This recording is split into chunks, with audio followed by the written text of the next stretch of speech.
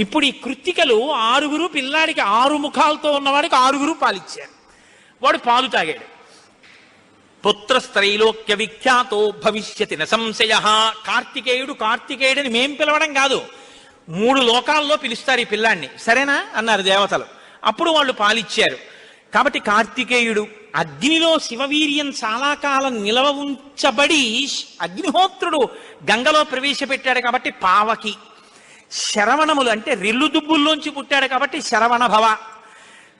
ఎప్పుడు శుద్ధమైనటువంటి బ్రహ్మణ్య జ్ఞానంతో ఉంటాడు కాబట్టి సుబ్రహ్మణ్యం. తల్లి కడుపులోంచి స్ఖలనమై పుట్టాడు కాబట్టి స్కందుడు. ఆయన ఉత్పత్తి చేతనే ఇన్ని పేర్లతో వచ్చాడు.